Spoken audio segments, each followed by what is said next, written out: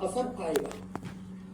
आसाम का मेरा बैचमेट था, जब वो गाने गाता था चोरी चोरी चुपके चुपके, तो वो कहते थे सोरी शोरी शुक्के शुक्के। हाल ही में मैंने गिरीश कर्नाड का नाम सुना होगा, ज्ञानपीठ पुरस्कार विजेता, जाने माने अभिनेता, नाटककार, एक बड़ी शख्सियत। उनकी किताब आई है यह जीवन खेल में। वो जब ऑक्सफोर्ड में थे तो उन्हें कुछ लोग ऑक्सफोर्ड के स्टाइल में अंग्रेजी बोलते थे, इन्होंने भी शुरू की, लेकिन थोड़े ही दिनों में इनके नाटकीय रूप में आया कि मैं ऐसा क्यों बोलूं, मैं तो अपनी कन्नड़ कोंकणी का असर उस पर रखना चाहूंगा। दोस्तों, मैं फिर से कह रहा हूं, जब रूस का आदमी बोलता है तो उस पर रूसी का असर होता है, जब बंगाल का बोलता है तो बंगाली भाषा का असर होता है, तमिल वाले का अंग्रेजी बोलता है तो ये हमारी आइडेंटिटी के साथ है, इसमें कोई कॉम्प्लेक्स नहीं। दिक्कत ये हुई है कि नए नए मुल्ला, जिनको कहते हैं नए नए अंग्रेजी सीखने वाले, कई बार इन चीज़ों पर ज़्यादा जोर देते हैं बजाय भाषा की चेतना पर, समझ पर और उस उद्देश्य पर। कोई भी अमेरिकन जो अंग्रेजी बोलता है वो ऑस्ट्रेलियन अंग्रेजी से अलग होती है, और इंग्लैंड वाले की, इंग्लैंड के अंदर भी जो स्कॉटलैंड वाले हैं, जो वेल्स वाले हैं, उनकी जैसे कि एक लखनऊ वाले की हिंदी और एक खुर्जा वाले की हिंदी में थोड़ा सा अंतर होता है। तो पहली बात तो मैं ये कहना चाहता हूँ, लेकिन आप ये मान के चले में जो विशेषकर मेरी जो नई पीढ़ी से है कि अपनी भाषाओं में अभी इस साल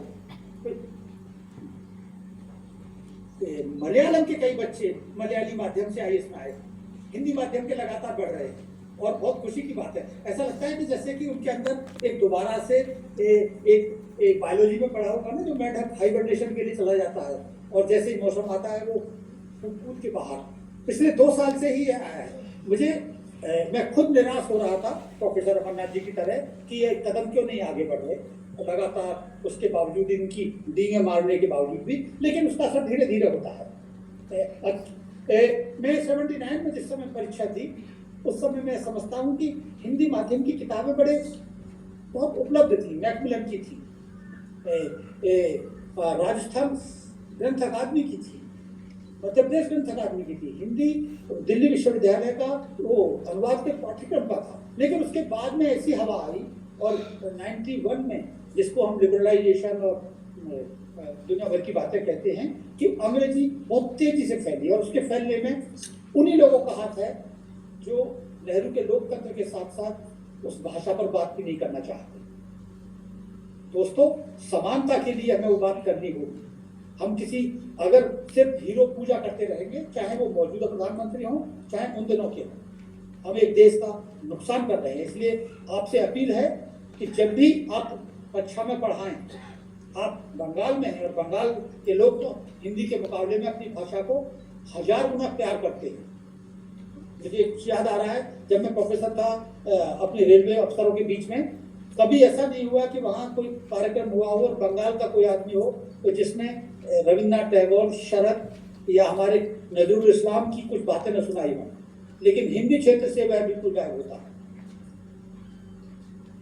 पिछले दिनों पुस्तकालय खोलने के क्रम में मेरे पास कुछ किताबें आती हैं। उत्तर भारत के सभी अमीरों के बच्चों के बस्ते, उसमें चार्ल्स डिकन्स का ब्रीफ है, शेक्सपियर के उपन्यासों का, नाटकों का ब्रीफ है। हिंदी की कोई किताब नहीं होती। हिंदी के प्राध्यापक अगर यहाँ पे हैं, और अमरनाथ जी और बजरंग भाई को भी अनुरोध करूँगा कि क्यों गोदाम का ब्रीफ भी 7वीं के बच्चों के लिए न बनाया जाए, क्यों वृंदावन लाल वर्मा के ऐतिहासिक उपन्यासों का बनाया जाए, जिससे कि वो उसको उनकी जब मार्केटिंग चल सकती है। 2000 के बाद में दुनिया में सबसे ज्यादा अंग्रेजी की किताबें हिंदुस्तान में छपती हैं। मैं इससे ये कहना चाह रहा हूँ, आप अपनी भाषा में पढ़ना शुरू कीजिए। जो इसलिए नहीं कि वो कोई पवित्र काम है, मैं सिर्फ पवित्र पवित्रता के नहीं, वो आपके बच्चों के सामाजिक विकास के लिए बहुत अच्छा होगा। और मुझे पूरी उम्मीद है कि अब हम इस पहिए को दोबारा पीछे नहीं जाने देंगे, लेकिन यह निर्भर करेगा विश्वविद्यालय और हमारे प्रोफेसर अमरनाथ जी, होता जी, बजरंग तिवारी जी, इनके ऊपर। दिल्ली के अंदर विशेष रूप से इस पर काम करने की जरूरत है, क्योंकि दिल्ली की आवाज़ दूर तक जाती है। आज दिल्ली में भाषा का जो अपमान हो रहा है वो पूरे देश में फैलता है। बस यही कहना है।